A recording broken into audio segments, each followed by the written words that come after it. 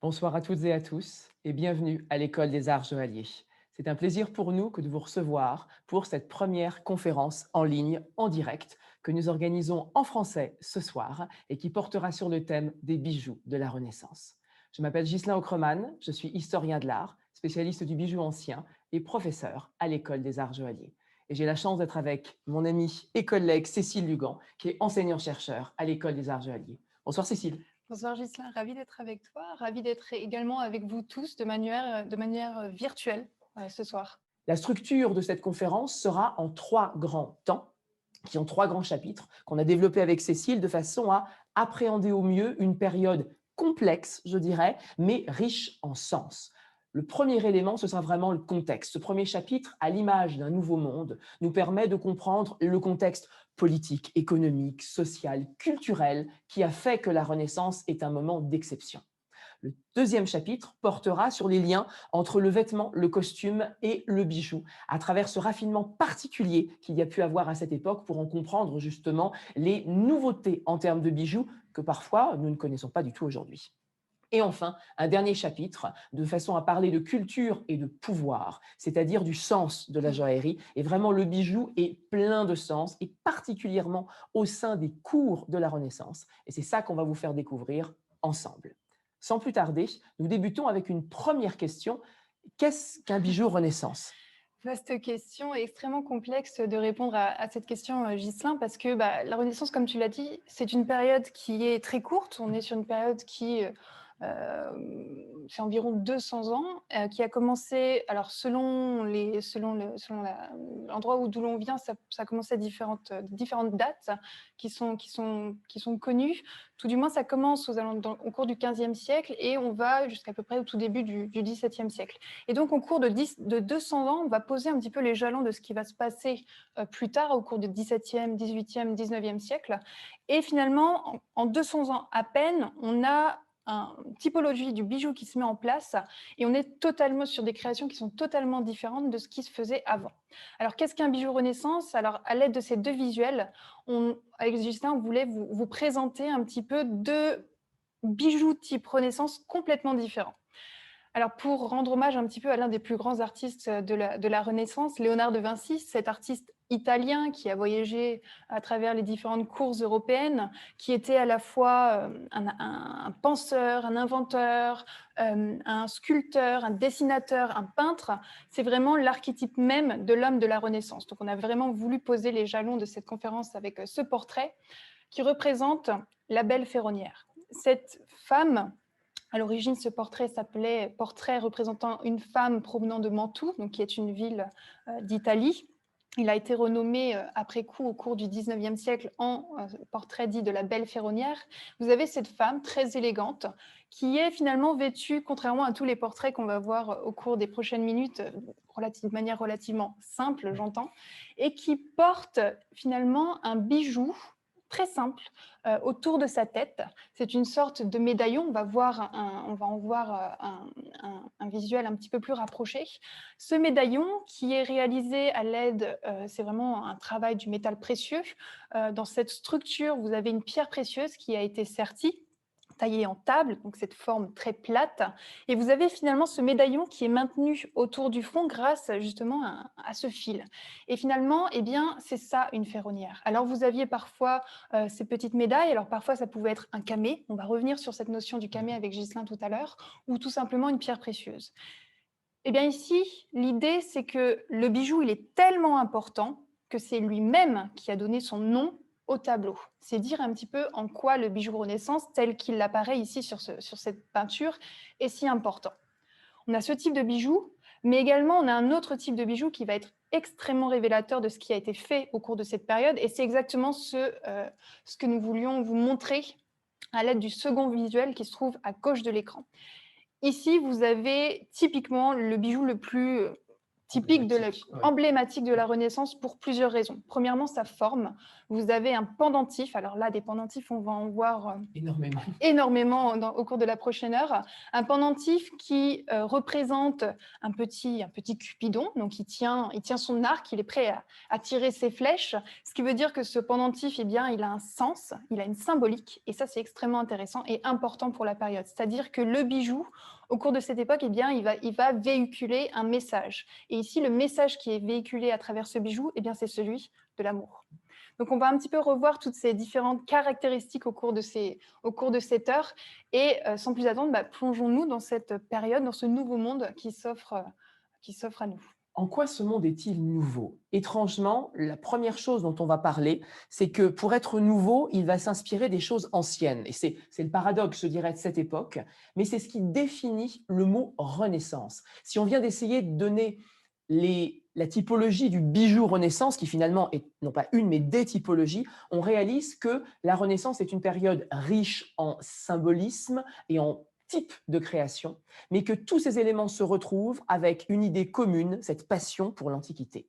Renaissance. Ça signifie qu'on va faire renaître quelque chose. Que fait-on renaître? On fait renaître la passion pour l'Antiquité qu'on pensait peut-être pas éteinte, mais endormie durant le Moyen-Âge, un petit peu oubliée, et qui finalement se retrouve tout d'un coup redécouverte par des fouilles archéologiques, par un certain nombre de textes qui sont lus, par l'intérêt qu'on va porter sur les œuvres de cette époque antique, gréco-romaine majoritairement. Et donc, en récupérant certains de ces objets, les collectionneurs vont les amasser, vont s'en inspirer, les artistes vont les avoir à disposition, et on va créer quelque chose qui est à chaque fois une volonté de donner naissance à une nouvelle antiquité. Donc c'est une volonté de retrouver ce goût à l'antique.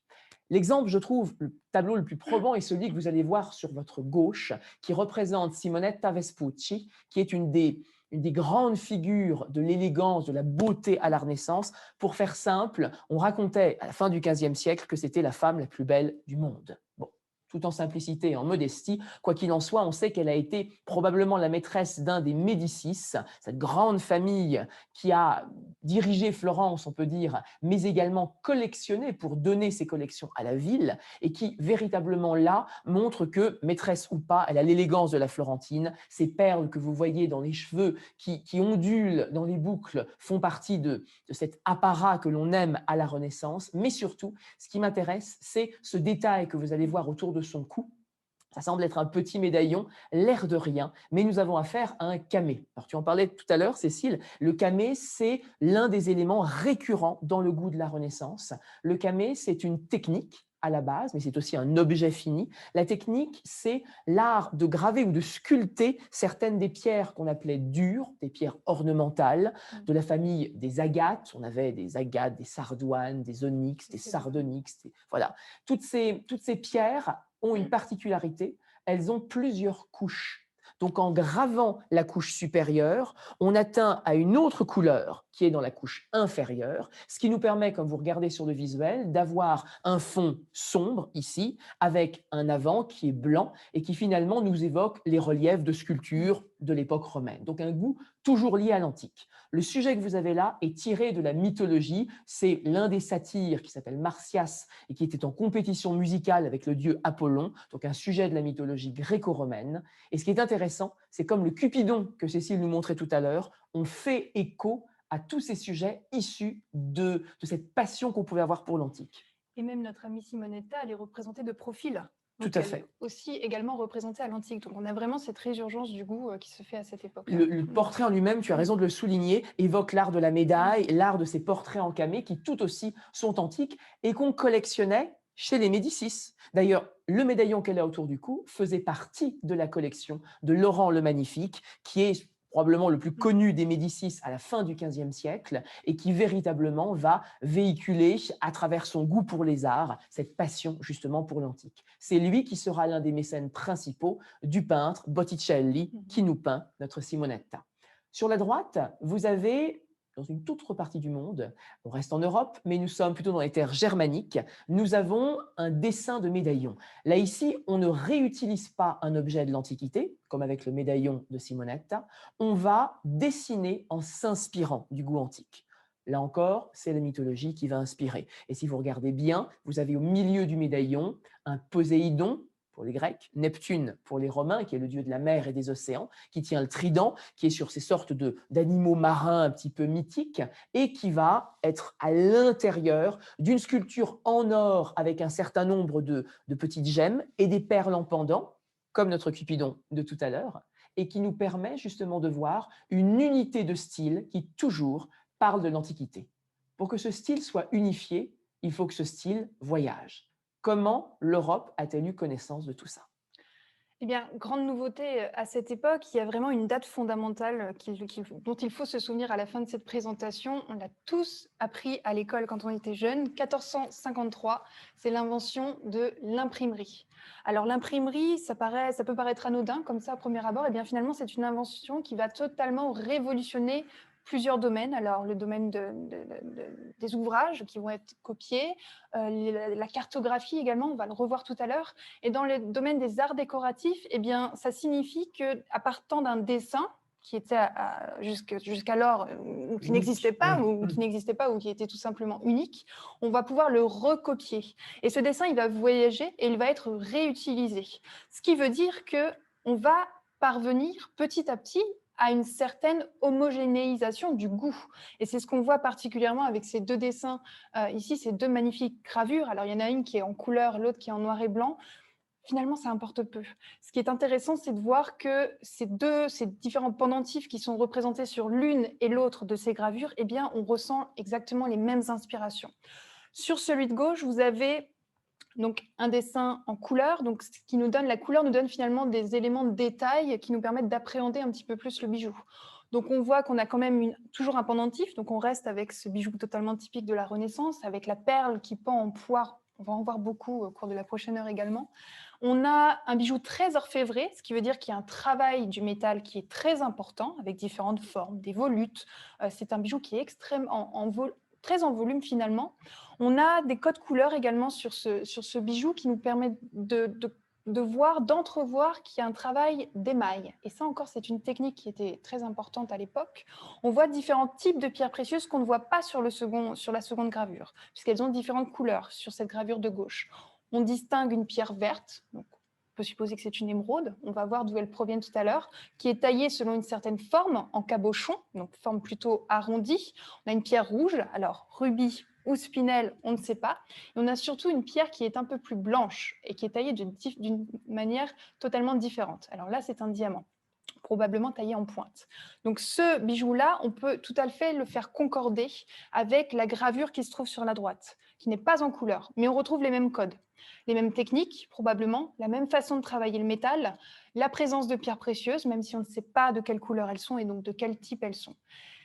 Ce qui est intéressant, c'est de voir que le bijou sur la gauche, c'est une œuvre qui a été réalisée en Italie, et celui sur la droite, c'est un bijou qui provient des terres germaniques. Donc finalement, à deux endroits différents sur le continent européen, on a deux bijoux qui sont finalement relativement similaires. Donc on a une homogénéisation des formes et des techniques, mais également des motifs. Tout à fait. Les motifs sont extrêmement importants parce qu'ils montrent que la culture est partagée par tous les princes, finalement, par toute l'aristocratie européenne. On va vous montrer une image sur la droite qui est celle d'une aristocrate vénitienne, la belle Nanni, peinte par Véronèse, l'un des plus grands peintres du XVIe siècle italien. À Venise en particulier, les grandes familles se partagent les richesses et ici on sent bien qu'elle est issue d'une noble lignée patricienne et qu'elle porte avec des tissus de soie extrêmement ornés, avec ces motifs que vous avez sur les manches. Les hauts des épaules sont orfévrés, des décors de bijoux sont positionnés ici et là, un très beau collier de perles notamment.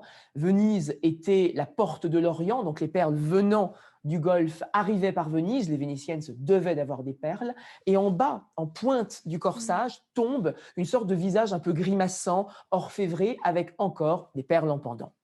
Tous ces éléments se retrouvent sur le bijou à l'époque de la Renaissance. Et en cela, on vous met ce tableau en parallèle avec deux modèles, un réalisé et un qui est à nouveau véhiculé par la gravure, Venise étant un très grand centre aussi pour l'imprimerie, qui ont deux goûts complètement différents, mais complémentaires.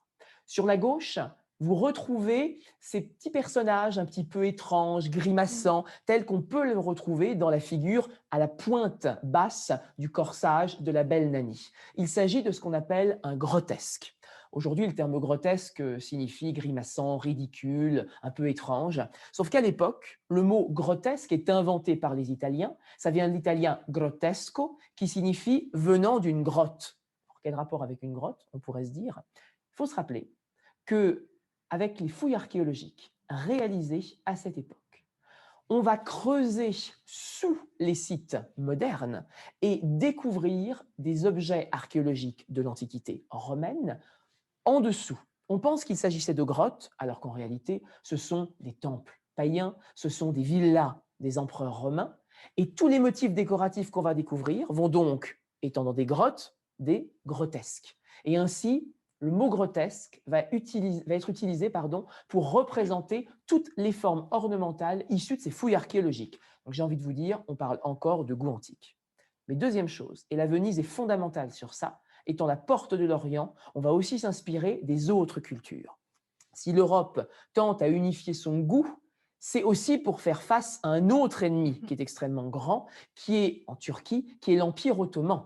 Et là encore, 1453, tu en parlais tout à l'heure, ce n'est pas que la naissance de l'imprimerie, c'est également la conquête de Constantinople. L'Empire byzantin est vaincu par la Turquie ottomane. Et l'Empire ottoman prend ses aises, véritablement, c'est le cas de le dire, jusqu'à la zone est de l'Europe, va conquérir une bonne partie de la Méditerranée dans sa partie est et naturellement va inspirer, puisque c'est un côté style venu d'ailleurs, va inspirer avec ses motifs d'entrelacs, qu'on dit parfois des arabesques, donc de goût arabe, ou des mauresques, donc de goût maure, M-A-U-R-E-S, qui sont extrêmement visibles dans le projet de médaillon que vous avez au milieu, mais également sur les manches de la belle Nanny. On retrouve ces mêmes ornementations qui prouvent en quelque sorte que ces motifs sont transportés d'une culture à une autre, parce que le monde n'est plus si petit, finalement les gens communiquent et les gens voyagent.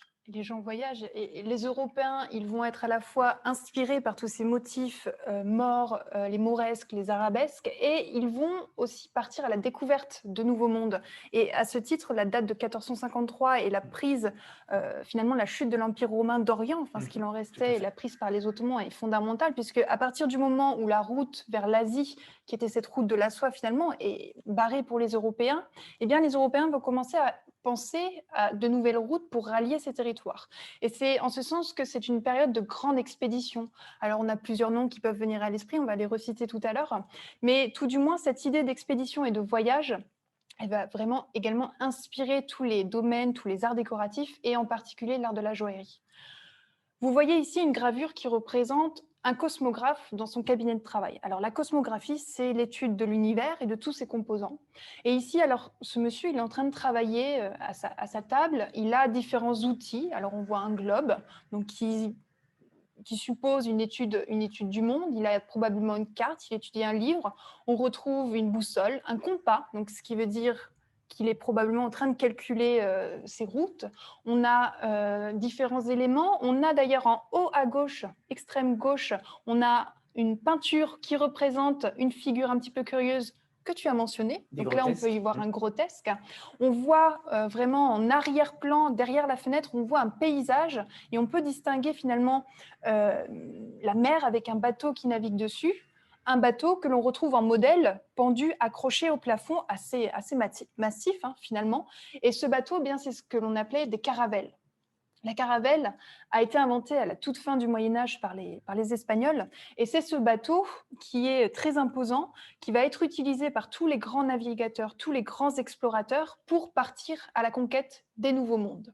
Et finalement, cette caravelle, eh bien, ce type de vaisseau va inspirer les arts joailliers, et on a un exemple tout à fait révélateur sur la gauche, avec, encore une fois, un pendentif, mais qui cette fois ne représente pas un cupidon ou une figure grotesque. On est ici avec un modèle de bateau qui a été recréé, et on a différents éléments.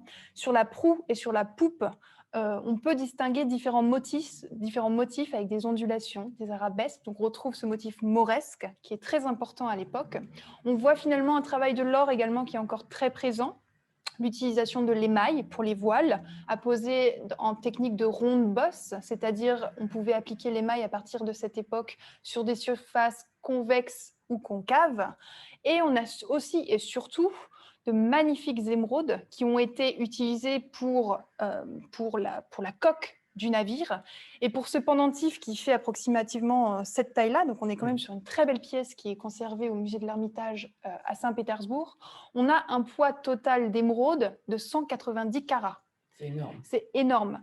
Et finalement, on va le voir, les émeraudes à cette époque-là, jusqu'alors, elles n'étaient pas aussi aisément accessibles. Et dès la Renaissance, eh bien, elles proviennent de nouvelles contrées, mais d'où? Eh bien, elles vont venir justement de ces nouvelles découvertes et notamment de l'Amérique. Il faut le savoir, les pierres sont connues depuis très longtemps et voyagent, mais avec la découverte de nouvelles mines, et je pense notamment à la Colombie, Museau, Chivor, sur le nom de ces mines, on va avoir un accès en quantité et en qualité d'émeraudes qui vont parvenir via les galions espagnols, justement, jusqu'en Europe et vont servir à toutes les créations des grandes cours. Vous avez ici un tableau qui vous représente l'homme probablement le plus connu parmi ces navigateurs. Il y en a beaucoup qui sont connus, mais celui-ci, c'est celui qui est une des dates clés de la Renaissance, 1492, Christophe Colomb. Christophe Colomb est le premier à arriver dans ce nouveau monde, comme on va l'appeler, et lui qui cherchait cette nouvelle route vers les Indes, on arrivera vers ces fameuses Indes occidentales, comme on le dira parfois, et financé par les rois catholiques espagnols, il va découvrir ces nouvelles terres. Ce n'est pas à lui que l'on doit le nom de ce nouveau continent, c'est un Italien, Amerigo Vespucci, qui donnera son nom à l'Amérique. Christophe Colomb donnera lui son nom à la Colombie, justement. Et c'est assez intéressant de nous retrouver ici avec cette gemme, cette émeraude, qui brute à la forme d'un prisme hexagonal, parfois utilisée telle qu'elle pour produire des objets d'un luxe inouï et d'une technicité sans pareil. Ce que vous avez juste là, sur la droite, c'est une montre. Cette montre a été taillée dans une émeraude, laissée brute. Alors, ça a l'air simple, ça n'est pas du tout. On découpe vraiment une lamelle de la partie supérieure pour en faire un couvercle et mettre à l'intérieur tout un mécanisme horloger qui va être émaillé avec un décor et qui finalement pourrait, si on fermait le couvercle, laisser voir l'heure à travers le couvercle. C'est un objet absolument splendide, d'une beauté vraiment rare. C'est une pièce unique, on peut le dire, qui, ce n'est pas énorme pour le coup, on est quand même entre 4 et 2 cm. Ce n'est pas une petite émeraude, mais voilà, c'est une jolie montre de poche, on peut le dire. On peut imaginer certains de nos souverains dont on va parler tout à l'heure avoir un tel objet. Et bien, cet objet, nous ne savons pas à qui il était destiné, mais nous savons d'où il provient, puisque cet objet a été trouvé dans un trésor au cœur de Londres. Au tout début des années 1910, avant la Première Guerre mondiale, nous avons affaire à une découverte sans pareille que les Anglais font en creusant pour de nouveaux bâtiments, pour construire des buildings dans la City londonienne. Donc, on imagine un immeuble de finance, puisque c'est quand même le but de ce quartier majoritairement à Londres. Et à un moment donné, en un coup de pioche, un coup de pelle, ils tombent sur des dalles qu'ils ouvrent et un trésor de plusieurs centaines de gemmes non montées, de bijoux issus de la fin de la Renaissance, fin 16e et début 17e siècle.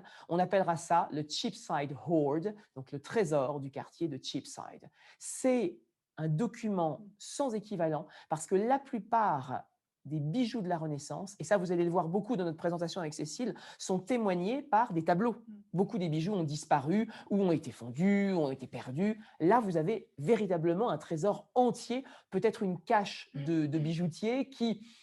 Il y avait la peste, il y avait le grand feu, le grand incendie de Londres, il y avait également une révolution contre la monarchie. Plein de raisons, je dirais, pour cacher tout ça. Notre bijoutier n'est jamais revenu et finalement, c'est 300 ans plus tard que les ouvriers vont découvrir ça. Tant mieux pour les historiens, je vous dirais, parce que nous avons ici quelque chose d'exceptionnel. Et cette pièce nous montre que, avec une technicité probablement française, disent certains experts, vendue à Londres, mais avec une matière première colombienne, que finalement, le voyage est au cœur de la création joaillière de cette époque. Et on parlait d'émeraude, mais finalement, ce sont toutes les matières premières qui vont voyager à cette époque et qui vont permettre finalement à tous ces joailliers, ces bijoutiers européens de totalement réinterpréter la création et la renouveler surtout à cette époque. Alors avec Ghislain, on adore les schémas et je pense que pour tout le monde, ce sera plus simple. On va essayer de retracer tous ensemble ces différents réseaux d'échanges qui ont été mis à jour et grâce à ces grandes expéditions maritimes notamment et qui vont permettre d'approvisionner l'Europe, si vous voulez, en matières premières. Alors, on a vu qu'il y avait des émeraudes, je ne vais pas revenir dessus, notamment grâce à Christophe Colomb, il y a cette route atlantique qui se met en place. Donc, vous avez les émeraudes qui vont arriver en Europe.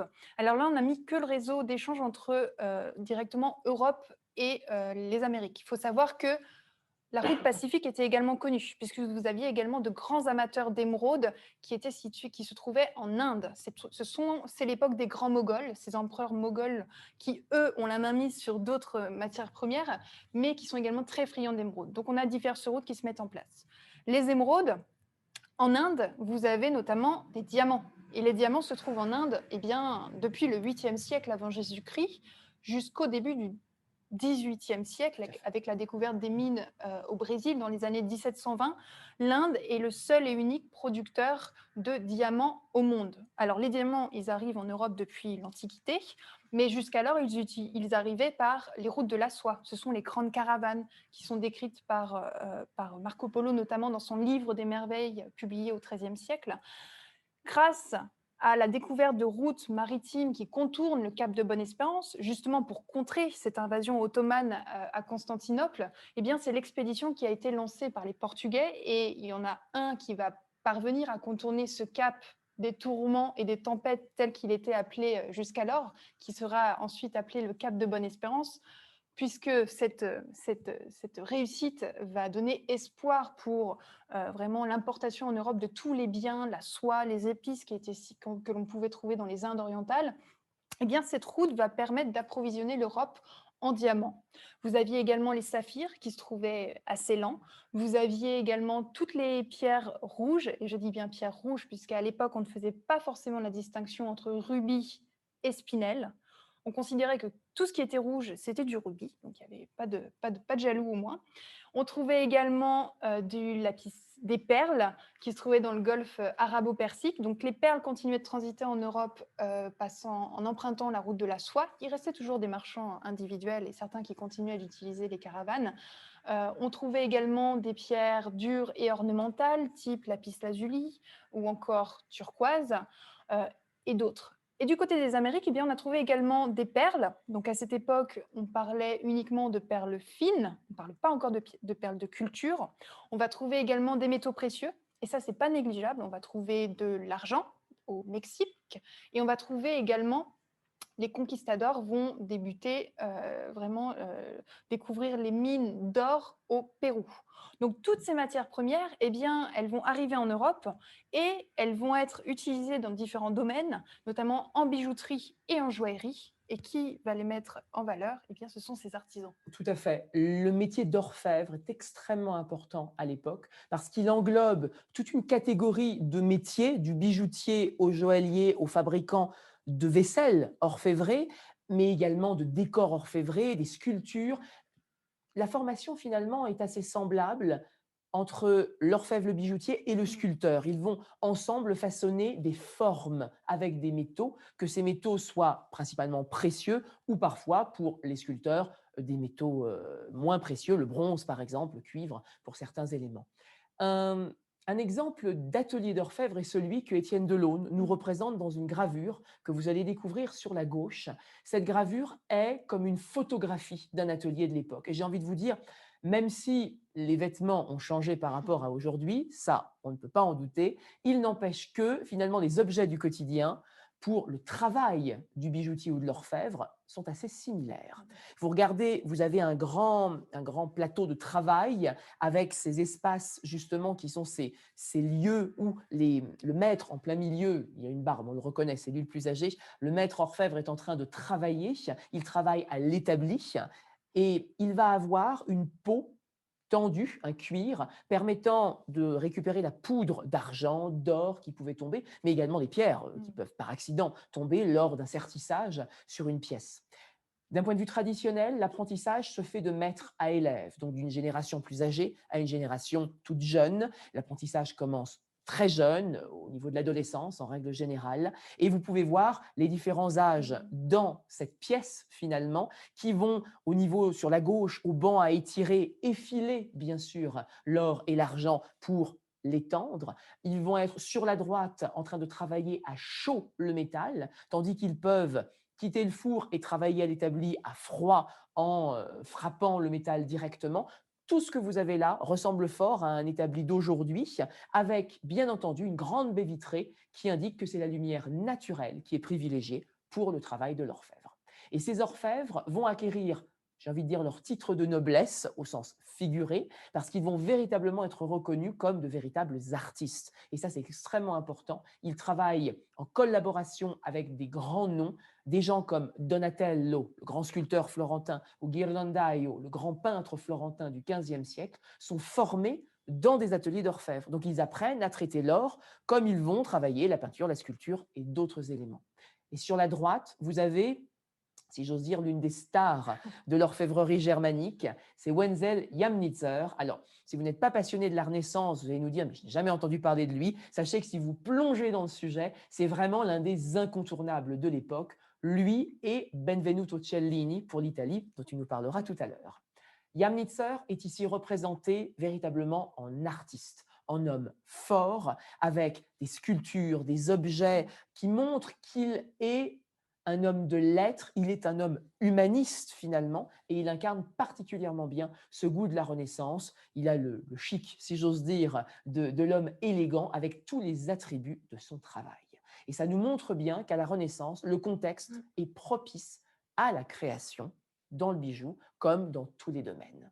Si maintenant nous passons à notre deuxième chapitre, nous allons parler du lien avec le vêtement. Avec le vêtement, et c'est vrai qu'à la Renaissance, il y a finalement une nouvelle appréhension de l'individu qui se met en place. C'est-à-dire qu'au cours du Moyen-Âge, euh, très grossièrement, mais c'était plutôt Dieu qui était au centre de l'univers, de la pensée. Et au cours de la Renaissance, et bien avec ce mouvement humaniste que tu as souligné, Ghislain, on a vraiment un basculement qui s'opère, à savoir que c'est l'homme qui va revenir au centre de la pensée. Et donc l'homme va essayer d'exprimer toute son individualité, toute sa personnalité, et ceci, eh bien, ça va passer par son apparence. C'est la manière la plus aisée, la plus simple finalement. Et finalement, l'apparence, eh bien, ça coïncide avec l'idée de costume et de bijoux. Et finalement, ce costume et ce bijou, eh bien, ils vont essayer de coïncider et va naître vraiment cette notion de parure à la Renaissance. La parure, c'est une composition de bijoux qui sont réalisés selon les mêmes techniques, grâce aux mêmes matériaux, et qui sont destinés à être portés en harmonie tous ensemble. Et on va essayer un petit peu de définir ensemble quelle est cette typologie de la parure. Alors là, on va citer des bijoux qui sont un petit peu particuliers, très typiques de la Renaissance, à l'aide de ce magnifique portrait qui représente la reine de France, la très jeune Élisabeth d'Autriche, qui était la femme de François II, roi de France, et qui est ici représentée. Alors là, on est vraiment en présence d'un costume de cour. Elle est un peu engoncée finalement, on se demande comment elle a du mal à bouger. Pour autant, elle porte un certain nombre de bijoux. Voyons voir quels sont ces bijoux. Alors, je voudrais m'attarder tout d'abord sur ce bijou qu'elle porte vraiment au niveau des épaules. Alors, c'est pas tant soit un bijou en lui-même, c'est vraiment ce quadrillage qui est réalisé à l'aide de perles. Et ce type de bijou, de plastron, finalement, portait un nom très particulier, c'est ce que l'on appelait un jazeran. Le jazeran, ça fait référence à la cotte de maille que l'on portait au cours du Moyen-Âge. Et pourquoi jazeran? Ça fait référence à la ville d'Alger, donc la capitale de l'Algérie. Et Alger était au Moyen-Âge un grand centre de création, de fabrication de ces cottes de maille. Donc, ça a donné son nom à jazeran. On a un jazeran. On a également autour de la tête ce magnifique travail de la perle associée au travail du métal pour former un bijou que l'on appelle un touret. Eh bien, il porte encore une fois bien son nom. Ça fait le tour de la tête en formant des spirales. Et vous voyez même que le bijou d'Élisabeth est vraiment concorde tout à fait même avec sa coiffure, avec ses tresses, ses nattes qui sont complètement torsadées. On voit des bijoux, des pièces qui sont très orfévrées, dans lesquelles ont été serties des pierres, donc rouges et vertes. Et finalement, toutes ces pièces de bijouterie sont travaillées exactement de la même manière, et les pierres sont taillées également de la même manière en table, avec cette face qui est plate. Donc on a le touret. On avait également, sur le buste d'Élisabeth, on avait ce grande pièce centrale, cette ligne de joaillerie que l'on appelait une côtoire. Cette côtoire, eh bien, elle partait du buste et elle s'étendait, vraiment, elle descendait vers le bas pour donner forme à une grande pièce de joaillerie très orfévrée que vous avez au centre de laquelle vous avez ce même motif de bijouterie dans lequel a été sertie une pierre précieuse, avec toujours notre traditionnelle perle qui pend en poire. Et il faut savoir que cette côtoire, eh bien, elle descendait jusqu'au pied, souvent jusqu'au bas de la robe de celle qui la portait. Et on retrouve même, je dis, un motif brodé sur la robe, et ça c'est très intéressant, on retrouve ces motifs presque qui nous rappellent un petit peu les mauresques, Tout les à fait. arabesques dont tu as parlé, Gisèle, tout à l'heure. Donc là, on a vraiment toute une typologie du bijou, et on pourrait encore continuer. Si on regarde un petit peu ce qu'elle porte en guise de collier, donc presque en écho à cette fraise extrêmement serrée, on a ce que l'on appelait un carcan. Ça porte très bien son nom également. Donc on peut tout à fait imaginer qu'Élisabeth d'Autriche avait beaucoup de mal à bouger dans son costume de cour. D'ailleurs, l'idée du parallèle avec la côte de maille montre bien Ouais, que c'est une armure exactement. joaillière qu'elle porte, avec un certain inconfort, on peut l'imaginer, mais qui était destinée aux moments les plus exceptionnels de la cour. Exactement. Donc là, on a vu une typologie du bijou qui est assez curieuse. Et finalement, on va le voir également dans les différents types de manières de porter ces bijoux.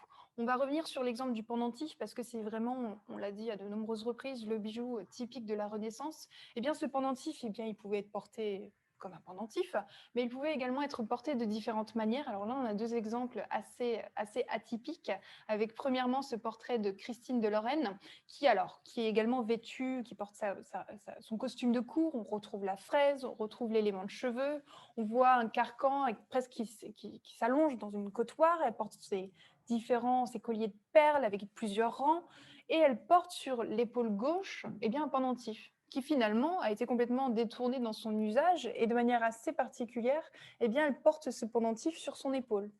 Alors, on pouvait le porter sur l'épaule, on pouvait également le porter dans le dos. Et ça, c'était encore plus curieux. On voit sur ce portrait, sur cette peinture à droite qui est beaucoup plus large. Normalement, on a cette représentation d'un bal à la cour des Valois, donc à la cour de France. Et on a cette femme qui se présente devant nous de dos. Elle est assise et on voit à la pointe de son ruban qu'elle a autour du dos, elle porte également un pendentif. Donc finalement, il y a des bijoux qui reviennent de manière récurrente. On peut les porter de différentes manières. On peut les porter de manière beaucoup plus curieuse également.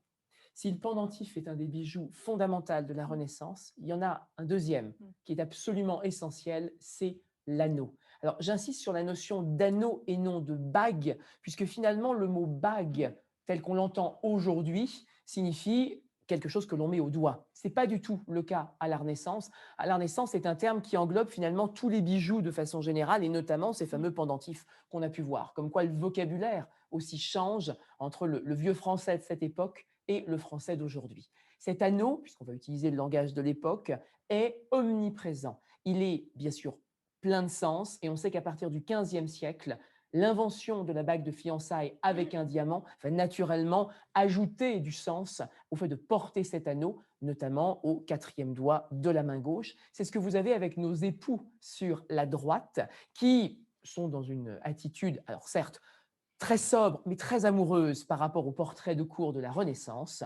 Je ne suis pas sûre que vous sentiez l'amour émaner d'eux, mais on peut imaginer que c'était quand même le cas. Lui était extrêmement riche, vous pouvez voir avec ce tissu très noir, très, très élégant, mais très sérieux, avec cette grande chaîne qu'il porte autour du cou. Et bien sûr, si on regarde le détail, cet anneau est orné de différents diamants taillés de différentes façons. La taille du diamant est comprise aussi à partir des 14e et 15e siècles. On comprend qu'il faut un diamant pour tailler un diamant. Donc on commence à faire ces fameuses tailles tables, on découpe et on tente de faire ce qu'on peut en quelque sorte avec les techniques que l'on a. Le fastage viendra beaucoup plus tard dans sa compréhension. Mais là, vous avez vraiment un bijou qu'on met en valeur justement sur le doigt de cette femme et qu'elle montre, bien entendu. Ce qui montre, c'est un portrait matrimonial.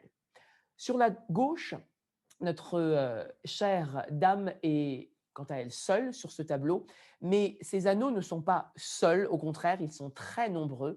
J'ai envie de vous dire, plus il y en a, mieux c'est. Et ça, c'est vraiment la devise du bijou Renaissance. On est dans l'accumulation, on est dans l'assemblage, on est dans la volonté d'en montrer beaucoup. Et si on regarde de près, j'ai envie de vous dire que presque tous les doigts se doivent d'être parés d'un anneau. Alors, presque tous. Le majeur, jusqu'à aujourd'hui, est quand même surnommé parfois le doigt d'honneur. Donc, il y a un côté un peu insultant qui fait qu'on évite de mettre. Ça arrive ponctuellement, mais c'est quand même très rare. Les autres doigts pouvant être parés d'anneaux, parfois au milieu du doigt et en plus à la position basse du doigt. Donc, on peut en porter plusieurs en accumulation sans la moindre gêne. Ces bagues ont des valeurs différentes. Elles vont signifier des choses pour les porteurs. La bague la plus évidente et celle qui jusqu'à aujourd'hui reste importante, c'est celle qui va indiquer finalement, à travers une chevalière la plupart du temps, que le signe d'une famille est visible à travers ses armes familiales.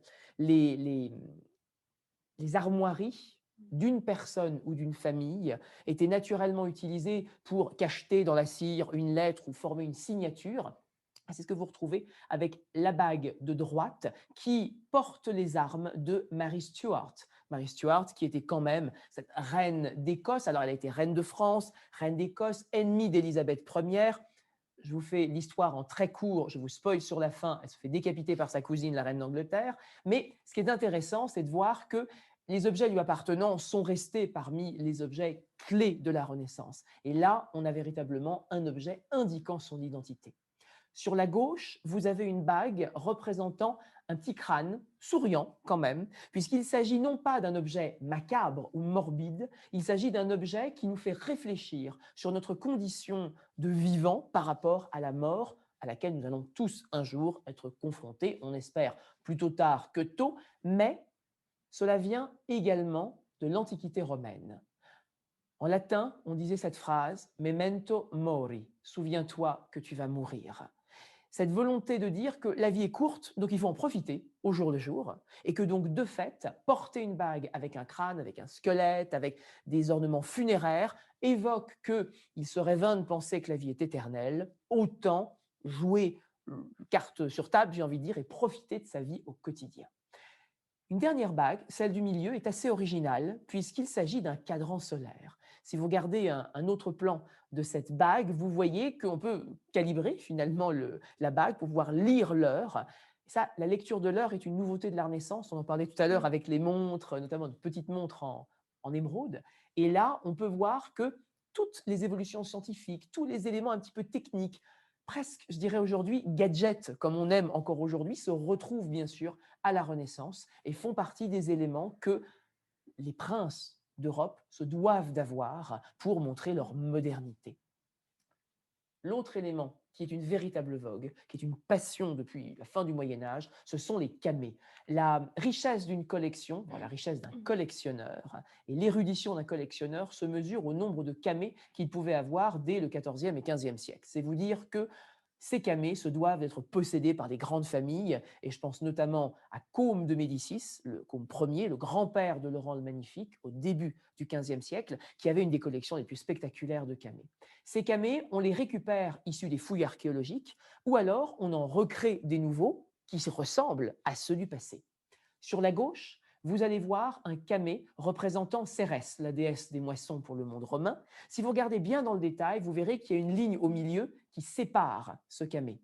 Sur la droite de l'image, c'est le camée authentique issu de l'Antiquité. Ce camée, vous avez les couches de couleurs, on sent qu'il y a une face blanche qui est sur le dessus, c'est gravé plus sombre, et vous avez les lignes de couleur naturelle de cette sardonyx, avec une ligne un peu ocre et une ligne un peu marron foncé. Bon. De l'autre côté, on comprend que le camée a été brisé. Est-ce que l'archéologue en herbe a cassé le camée? Est-ce que l'objet a été brisé depuis l'époque antique? On n'en sait rien. Quoi qu'il en soit, il a été trouvé ainsi. Le collectionneur a demandé à un artiste de compléter la partie manquante. Et donc, que fait-il? Il complète avec de l'or pour le visage et il complète avec de l'émail pour peindre le contour, pour imiter la ligne ocre et la ligne marron foncé, qui a un petit peu changé de couleur avec le temps, mais qui véritablement visait à créer une sorte de trompe-l'œil. Au milieu, vous avez un camée beaucoup plus moderne, mais inspiré de l'Antiquité. On prend du coquillage la partie blanche, qui imite une sculpture antique. C'est une nymphe, une déesse des eaux, chaste, délicate, frêle, et puis nue, évidemment. Vous pouvez regarder tous les détails, c'était probablement le plaisir de ces messieurs de la Renaissance. Et on plaque cette sculpture sur une pierre de type agate, sardoine, comme dans l'Antiquité, de façon à véritablement imiter le goût de l'antique. Ou encore, on va plus loin, sur la droite, on fait ce que les Italiens appelaient un commesso, c'est-à-dire qu'on va mélanger un travail d'orfèvrerie avec des morceaux de camée, des morceaux de sculpture en fait de pierre. Regardez les bras et les jambes de ce dieu Mars, dieu de la guerre, complétés par les éléments orfèvrés tout autour.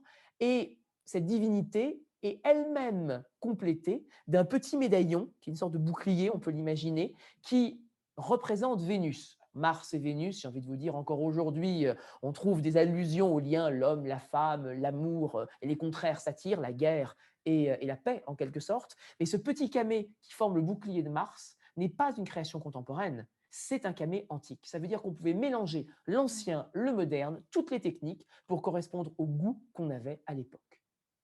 Vous comprenez à tel point que le bijou de la Renaissance avait une autre façon de penser la création. Et on va vous montrer des bijoux qu'on n'aurait pas du tout aujourd'hui. Quoique. Un peu plus curieux justement avec cet exemple de ce que Michel Bimbenet-Privat, avec qui j'ai eu vraiment le plaisir de donner cette conférence en janvier dernier ici à Paris, ce qu'elle a appelé l'arsenal des bijoux de ceinture. Et je trouvais ça très amusant. Ici, on a un exemple de ce que l'on appelle des pommes de senteur. Alors, pommes de senteur, ce sont ces bijoux de forme ronde qui étaient portés parfois à cette époque-là. On en voit un sur le portrait qui se trouve sur la droite, qui représente une adorable petite fille qui est probablement âgée d'environ 3 ans. C'est Clarissa Strozzi. Et elle porte, Clarissa, une petite ceinture. Alors, à l'époque, les ceintures, souvent, elles n'étaient pas finalement, elles n'avaient pas une fonction, elles avaient purement, presque une fonction, enfin, c'était purement fonctionnelle, Oui. décorative. Et donc, elle partait d'une hanche jusqu'à l'autre. Et ici, elle a une très longue chaîne au bout de laquelle vous avez finalement un objet rond, donc c'est une pomme de senteur. Cette pomme de senteur, elle avait une fonction très particulière. Elle avait pour fonction de protéger la personne qui le portait. Et en fait, comment? Eh bien, on l'ouvrait, c'était comme un melon finalement. On pouvait l'ouvrir en sections. Vous avez plusieurs quartiers qui apparaissaient. Et donc, chaque quartier était rempli d'un parfum particulier. Alors, ce n'étaient pas des parfums qui souvent sentaient très très bon, c'était vraiment des matières qui avaient vocation à protéger, d'où la raison de les porter vraiment au bout de la ceinture et non pas près du visage pour éviter toute incommodation liée à ces parfums. Et donc ces pommes de senteur, eh bien, c'était des bijoux qui étaient très communs à cette époque et on en trouvait un certain nombre et bien souvent ils étaient très délicats finalement. On voit bien avec cet exemple conservé à Amsterdam. On a des pièces très orfèvrées encore, on a vraiment un grand travail du métal et émaillé de manière très délicate également. Donc, malheureusement, la petite Clarissa n'en a pas bénéficié vraisemblablement puisque cette adorable petite fille est décédée à l'âge de 4 ans.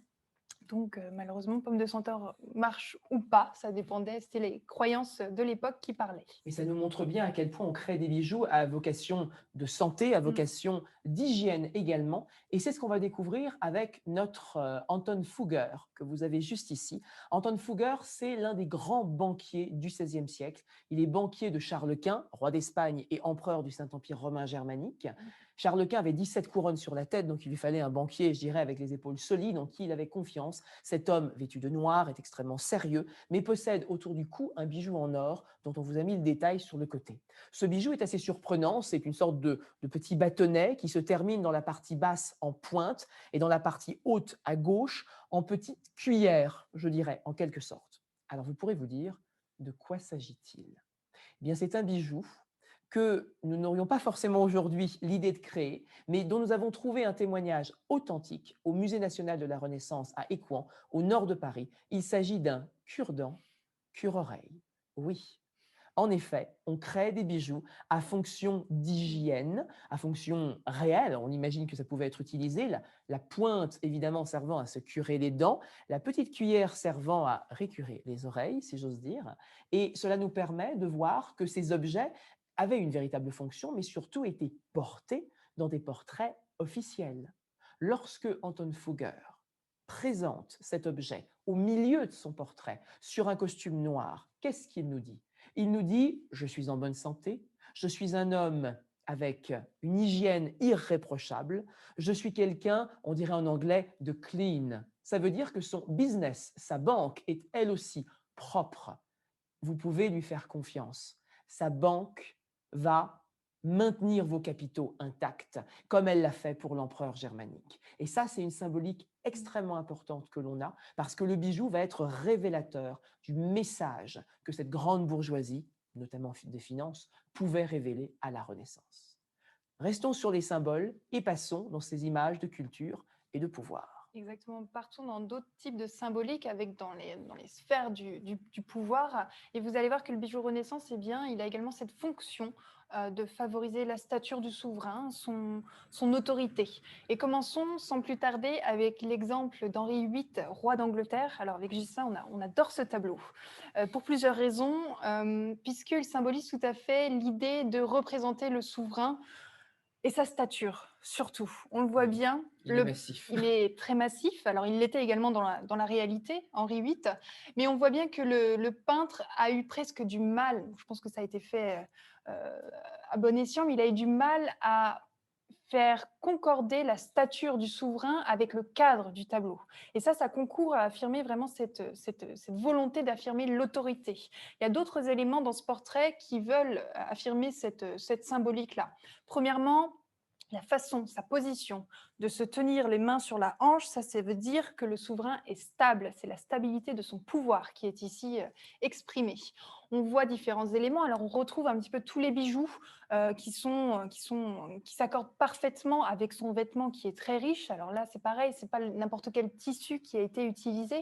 La couleur qui reflète celle de l'or. Donc, on a cette volonté d'exprimer toute la richesse du souverain.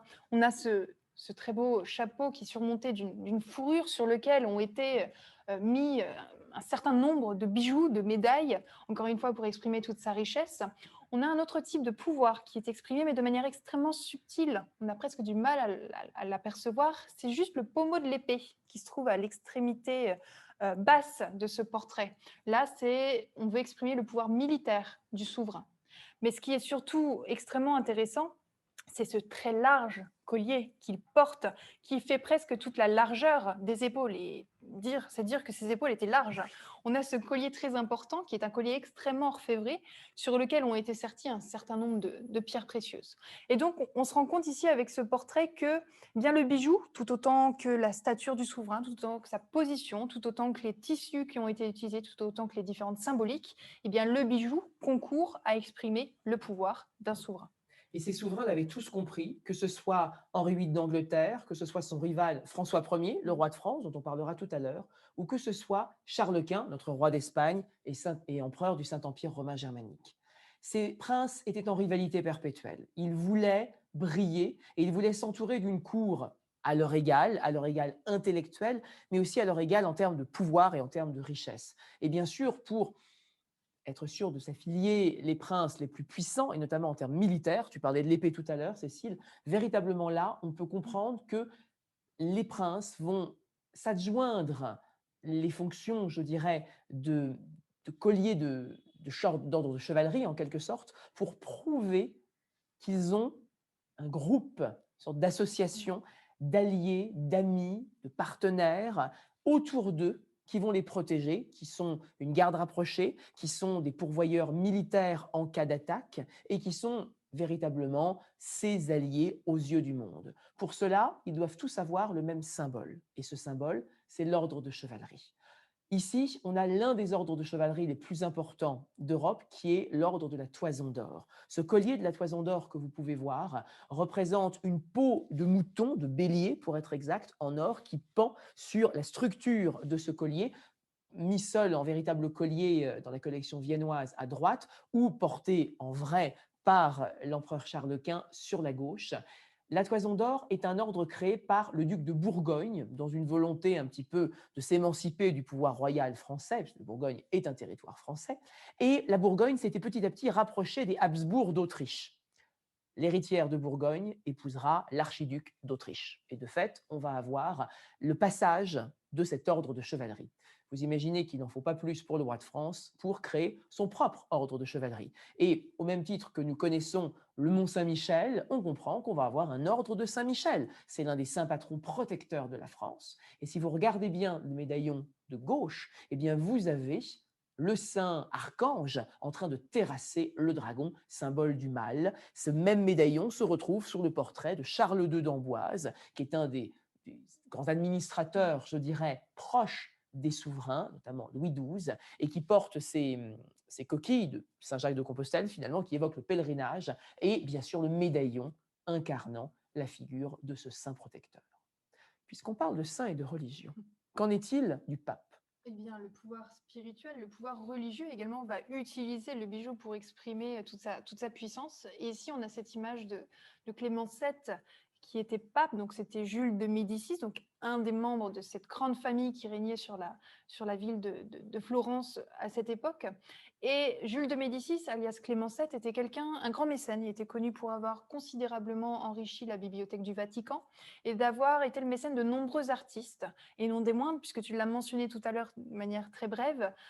Il a commissionné Benvenuto Cellini, qui est donc l'un des plus grands artistes de l'époque, un Italien, pour la réalisation de son fermail de chape, qui était ce bijou qui l'aidait à fermer sa toge, que l'on pourrait l'associer à celui qui est représenté sur le tableau. Donc, ce fermail de chape a été réalisé par Benvenuto Cellini. Alors malheureusement, il n'existe plus aujourd'hui puisqu'il a été fondu en 1797 pour payer une rançon à Napoléon Ier, Napoléon Bonaparte. Néanmoins, on peut se référer à ce dessin, magnifique dessin, qui nous montre avec beaucoup de détails ce à quoi pouvait ressembler cet objet.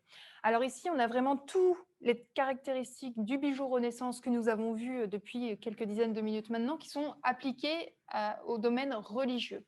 Donc on retrouve un bijou très orfèvré, on retrouve des pierres précieuses, bleues, rouges, et on voit surtout un motif au centre qui est le motif de Dieu qui donne sa bénédiction, avec au centre une pierre qui est plus blanche que les autres, plus grise. Eh bien c'est un diamant. La présence de ce diamant, elle n'est pas anodine. Ici, à mon avis, le diamant a toujours été considéré depuis l'Antiquité comme la pierre des dieux, puisqu'il est le plus dur, il est incassable, etc.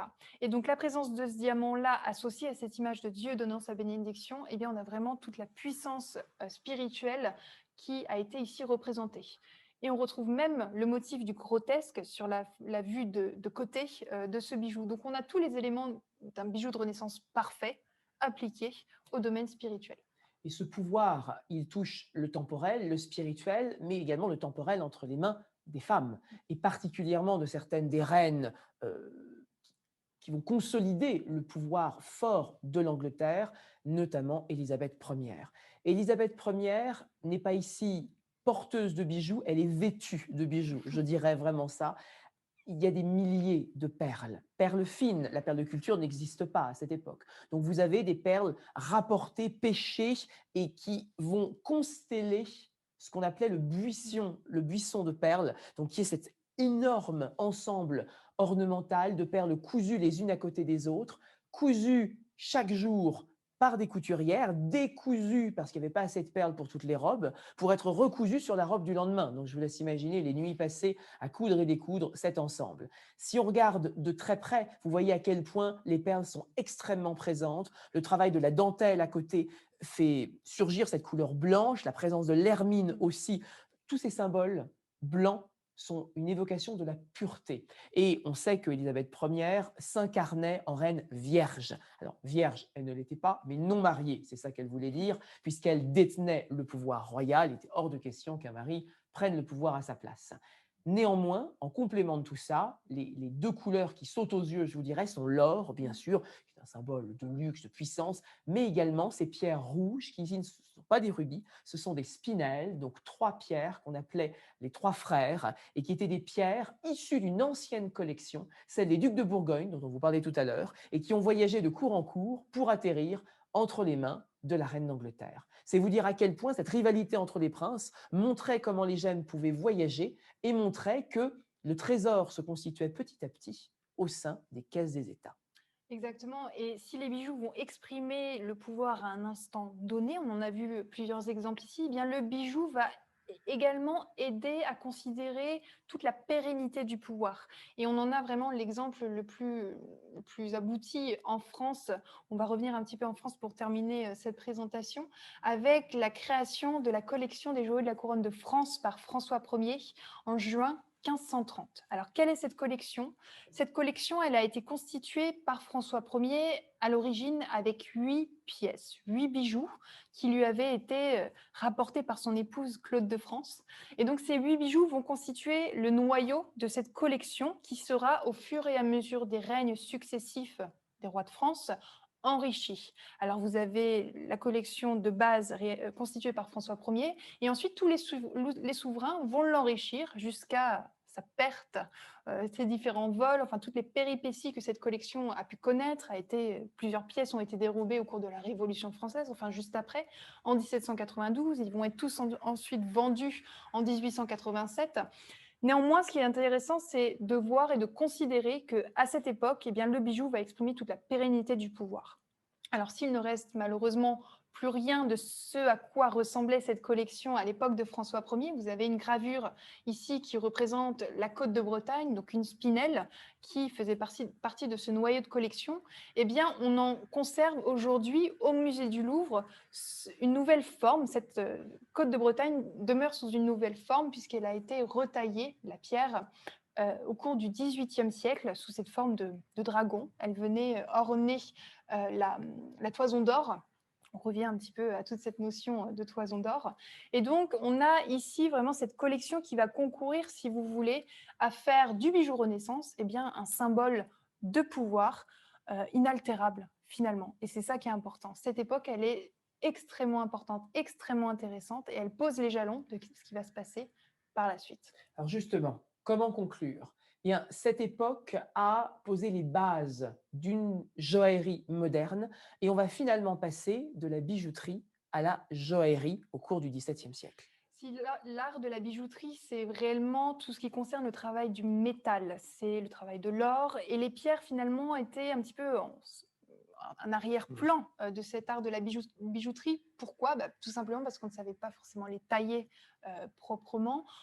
Elles n'étaient pas également accessibles en grande quantité, et c'est en ça que les expéditions qui ont été vraiment débutées au cours de la Renaissance vont poser les jalons finalement de ce qui va se passer au cours du XVIIe siècle, c'est-à-dire la naissance de la joaillerie, ou l'art de mettre en valeur les pierres précieuses. On le voit très bien avec cet exemple de ce magnifique devant de corsage. Finalement, on voit ici que le travail du métal, eh bien, il s'efface progressivement, rien à voir avec tous les pendentifs qu'on a vus, pendentifs type Renaissance que nous avons vus. Ici, les stars du bijou, eh bien, ce sont les pierres précieuses et les perles. Et pourquoi? Puisque dorénavant, on sait les tailler. On se souvient des tailles en table sur les pierres de couleur, on se souvient des diamants en taille en pointe. Eh bien, tout ça va évoluer au cours du XVIIe siècle, suivant différentes innovations techniques. Finalement, le bijou Renaissance s'achève au moment où la pierre prend le devant de la scène. Néanmoins, ce que la Renaissance a pu apporter, c'est une véritable prise de conscience artistique de ce que le bijou pouvait incarner. Tous les artistes, tous les grands artistes ont soit participé à la création de bijoux, soit représenté des bijoux dans les tableaux, les sculptures, les illustrations qu'ils ont pu faire. Chacun a pris conscience que c'était un instrument fort de sens, que c'était un élément nouveau et que finalement le bijou avait énormément de choses à dire à cette époque. Le bijou Renaissance va rester dans un style que l'on reconnaît particulièrement bien et va inspirer quelques centaines d'années plus tard, au XIXe siècle, bon nombre des artistes et joailliers plus récents qui se sont inspirés de la Renaissance pour créer des bijoux qu'on appelle néo-Renaissance, quelques pastiches, voire parfois quelques faux. Et les musées, le marché de l'art aujourd'hui a grand problème parfois à dénier le vrai du faux parce qu'énormément de bijoux Renaissance ont été copiés, repris à la perfection, à tel point ces modèles sculpturaux de la Renaissance ont pu inspirer et ont pu rentrer dans les collections des plus grands. Quoi qu'il en soit, jusqu'à aujourd'hui, l'intérêt pour la Renaissance reste intact. Il faut quand même rappeler que l'œuvre la plus vue au monde, c'est la Joconde, donc c'est un tableau de la Renaissance, de Léonard de Vinci. Et finalement, tous les bijoux liés au tableau qui entourent l'œuvre de ces grands artistes montrent une époque où l'artiste a été protégé par de très nombreux mécènes, a eu une grande liberté de création et où finalement les bijoutiers se sont positionnés dans cette liberté et ont pu créer ainsi un style qui a duré pendant plus de 200 ans. Merci à toutes et à tous pour votre participation. C'était un plaisir de vous avoir ce soir avec nous. Comme promis, nous allons maintenant prendre quelques moments pour répondre à vos questions. Si vous avez écrit des questions tout au long de cette conférence, nous vous en remercions. Si vous avez des questions qui vous viennent dès maintenant, il est encore temps de pouvoir les écrire. Vous allez sur le bouton questions-réponses et vous pouvez indiquer certaines de vos questions afin que nous puissions y répondre. On fera une petite sélection si jamais il y en avait énormément, mais on tâchera de répondre au maximum à celle-ci. Voilà, donnez-nous une petite seconde et nous regardons tout de suite quelles sont vos questions. Alors, je pose là, que nous puissions voir.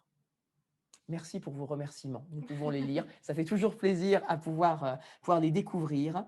Alors, les différentes significations des doigts pour les anneaux, c'est pour moi. Je vois, tu pointes vers moi.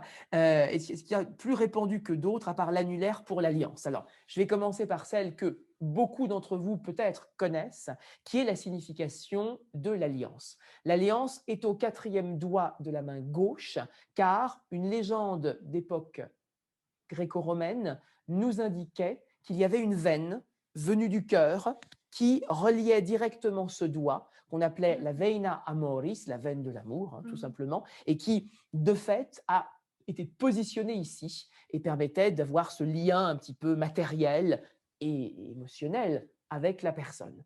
Certains jugent que les 3 premiers doigts étant celui du Père, du Fils et du Saint-Esprit, ont passé au 4e, et finalement on allait plus loin. Il y a différentes interprétations. Je vous dirais qu'après, les autres doigts n'ont pas de sens spécifique et ces sens peuvent changer en fonction des portraits. On a pu voir tout à l'heure, par exemple, des portraits de Henri VIII d'Angleterre qui avaient sur les index, à chaque fois, des bagues. Évidemment, vous mettez quelque chose sur le doigt comme ça, vous pointez, c'est une affirmation de pouvoir. Et beaucoup de portraits de souverains manifestent en quelque sorte une certaine force par ce biais. On sait également que le dernier doigt, l'auriculaire, peut posséder les armoiries. Donc, on va avoir une chevalière avec les armoiries familiales, les armoiries étant dites parfois mises au bras, enfin à la main droite, si ces armoiries sont acquises par lignée, c'est-à-dire que ça vient de ligne droite, donc à la main droite, de père à fils, et elles étaient mises de l'autre côté si c'était par mariage, donc c'est à côté de l'alliance. Il y a différents symboles comme ça, il y a énormément d'interprétations sur les bagues, donc je dirais beaucoup de sens sont véridiques, mais il faut surtout jamais généraliser. Autre question que nous avons là. Alors. Peut-on dire que ces pendentifs typiques Renaissance se nomment des pans à col? Bonne question. As-tu une réponse? Alors, le terme pentacole, je l'ai déjà entendu, en effet. Il est employé, je crois qu'il est employé un petit peu plus tardivement. J'émettrai quelques doutes. Il me semble que c'est fin 16e, début 17e siècle que j'ai entendu ce type d'ornement. À la Renaissance, dans toute la littérature qu'on a pu avoir, c'est vrai qu'on a souvent eu le mot pendant ou pendentif qui était employé. C'est vrai que c'est un terme qui est plus rarement utilisé, mais qui néanmoins a pu avoir une certaine présence dans la littérature, peut-être du siècle suivant, essentiellement. Alors, qu'avons-nous encore? Quelques références de livres. Ça tombe bien. Si tu veux commencer. Eh bien, avec Ghislaine, nous avons apporté quelques livres qui font partie de notre bibliothèque de l'École des Arts Joailliers, qui est extrêmement fournie. Et donc, si je peux commencer avec, pour nous, presque l'un des fondamentaux qui permet d'aborder cette période vraiment sous tous les différents aspects que nous avons cités de manière très générale, avec le contexte politique, qu'il s'agisse du contexte européen, voire même mondial. Vous avez tous les différents types de bijoux qui sont abordés, les différentes cours, la manière dont ces bijoux, quelles sont les symboliques de ces bijoux. Et vous voyez même que le portrait d'Élisabeth d'Autriche est même en couverture de ce magnifique ouvrage, qui est très complet et qui pèse également son poids. Donc, celui-ci, je dirais, c'est vraiment la Bible. Oui, c'est la référence la plus exhaustive. Ouais. Après, vous avez des ouvrages qui abordent le sujet des caractéristiques un peu plus spécifiques. J'aime beaucoup celui-ci également. bijou à portrait qui a été écrit par Diana Scarisbrick, donc, qui est une grande historienne du bijou. Et ici, vous avez finalement, vous allez retrouver beaucoup de pendentifs, on va retrouver des camées, vous allez retrouver un petit peu toute cette symbolique du portrait à travers l'art du bijou, et notamment du bijou Renaissance. Donc celui-ci est également très intéressant. Et après, comme on a parlé de nombreuses cours européennes, ici, vous avez un livre dédié aux Tudors, donc on retrouve la figure d'Henri VIII, donc là on est en Angleterre, et ici un ouvrage qui est dédié à la famille des Medici, donc plutôt en Italie, avec beaucoup de magnifiques portraits et beaucoup d'exemples, très représentatifs. Oui, il y a eu une grande documentation sur ces grandes familles notamment. Celle-ci sur les Médicis, c'était une exposition réalisée au Teigen Museum à Tokyo, mais je sais que le musée Mayol à Paris a également fait Oui. une exposition sur les Médicis au Palais Pitti, aux Offices à Florence, de façon générale, vous trouvez les collections médicéennes. Et c'est vrai que voilà, c'est communiqué par différents biais. Pour revenir sur les Tudors, il y a une série qui a été faite sur les Tudors qui, en termes aussi de portée et de reconstitution, a aussi son intérêt d'un point de vue justement des différentes typologies de bijoux. Alors, plein de questions. Je peux voir justement quelle actualité de la recherche en ce moment pour l'étude des arts joailliers à la Renaissance. Alors, c'est un vrai sujet, en effet. L'École des arts joailliers publie des livres et des catalogues, comme on l'a vu, mais élabore toute une véritable fonction de travaux de recherche, à la fois en ayant des enseignants-chercheurs, dont tu fais partie au sein des membres de l'équipe de l'école, mais également en étant mécène de bourses pour des étudiants en master sur différents sujets liés à la joaillerie. Il y a quelques dizaines d'années, le bijou n'était pas un sujet très fréquent dans les sujets de recherche à l'université. Et fort heureusement, c'est en train de changer et pour le meilleur à travers de nombreux sujets, de nombreuses thématiques. Et donc, parmi les sujets de cette vaste histoire du bijou, il y a des sujets sur la Renaissance notamment qui sont présentés. Et donc, ça fait partie des sujets en cours et qui, on l'espère, enrichiront déjà cette documentation que nous avons là. C'est une question que tu veux. Alors, la bibliothèque de l'école. Pouvez-vous visiter la bibliothèque de l'école? Alors, notre bibliothèque, elle est accessible à tous nos élèves. Les personnes qui ont suivi un cours ont bien évidemment accès à tous les ouvrages. Donc, elle est riche de plus de 6000 ouvrages dorénavant. Nous avons une bibliothécaire qui en prend grand soin et qui s'occupe à l'enrichir constamment. Donc, effectivement, nous accueillons les élèves pour faire des recherches sur les sujets qui les intéressent au sein de l'école. Dans le contexte évidemment actuel, si jamais vous êtes intéressé par un sujet spécifique et que vous pouvez venir à l'école, dont l'entrée se fait par le 31 rue Daniel Casanova, dans le 1er arrondissement à Paris, vous pouvez, à l'adresse contact, demander de façon à avoir un créneau horaire pour venir, évidemment, puisqu'il y a un nombre limité de personnes au même moment, vous le comprenez, au vu du contexte actuel. Alors, qu'aimons-nous ensemble? La Renaissance spécifique à l'Europe a-t-elle voyagé vers d'autres continents? Oh, c'est un vaste sujet. Le concept de Renaissance, du fait de son goût très gréco-romain aussi, est un concept qui est resté très européen, majoritairement. Les voyages se sont faits grâce aux grandes découvertes. Et finalement, si la route de la soie d'un côté ou la route maritime des Amériques de l'autre a permis de rencontrer des peuples, de découvrir des nouvelles matières, le goût Renaissance n'est pas forcément véhiculé dans ces espaces-là. Il y a un parallèle, je dirais, de la Renaissance dans les terres d'islam, puisqu'on a parlé tout à l'heure de l'Empire ottoman, où, à l'équivalent d'un Charles Quint, d'un François Ier ou d'un Henri VIII, on a Soliman le Magnifique, par exemple. Et les splendides trésors de Topkapi, par exemple, palais à Istanbul, reflètent particulièrement bien un goût du luxe, la richesse de la cour, tout un tas de caractéristiques avec en moins évidemment l'iconographie chrétienne ou antique, mais avec toute cette volonté de richesse justement d'art de cour que les princes souhaitaient par rivalité porter et arborer. D'ailleurs, il faut le savoir, l'Empire ottoman était par son étendue en contact militaire agressif direct avec l'Empire, le Saint-Empire romain germanique, donc un empire européen, et ils étaient ennemis. C'est ce qui va permettre à notre roi de France, François Ier, de se faire de Soliman le Magnifique un allié. Et les premières ambassades françaises seront à Constantinople, Istanbul. Il y aura un véritable partenariat, plus ou moins secret, plus ou moins caché, mais qui néanmoins montre qu'il y aura des contacts culturels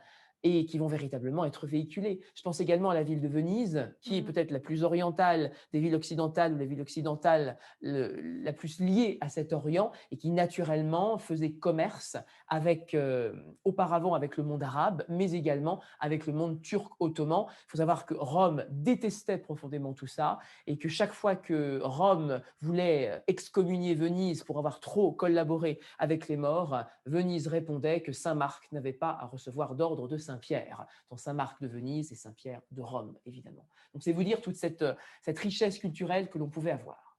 Dernière question avant que l'on D'où termine. provenaient les rubis? Je l'ai vu plusieurs fois cette question. Alors, vous aviez, donc on a évoqué très longuement les émeraudes qui proviennent de Colombie majoritairement à cette époque. Et donc, les grandes découvertes ont aidé considérablement à enrichir cet approvisionnement européen. Et bien, les rubis ils provenaient de l'autre côté, si je puis dire. C'était plutôt des terres d'Asie centrale. Donc, on est vraiment au Pakistan actuel dans ces terres-là. Et donc, les rubis, on en avait peut-être un peu plus aisément finalement depuis l'Antiquité, puisqu'ils transitaient surtout par la route de la soie. Et donc, on a toujours eu ces échanges qui se sont faits avec l'Europe, et donc on les trouvait plutôt majoritairement dans ces contrées. On espère avoir répondu à une grande partie de vos questions, notamment celles qui se retrouvaient à plusieurs reprises. Merci encore pour votre participation et on souhaite vous retrouver également dès le mois prochain pour notre prochaine thématique autour du diamant, art et sciences ou encore aux différentes propositions de cours ou d'expositions de l'école. À très bientôt. Bonne Merci, bonne soirée. soirée.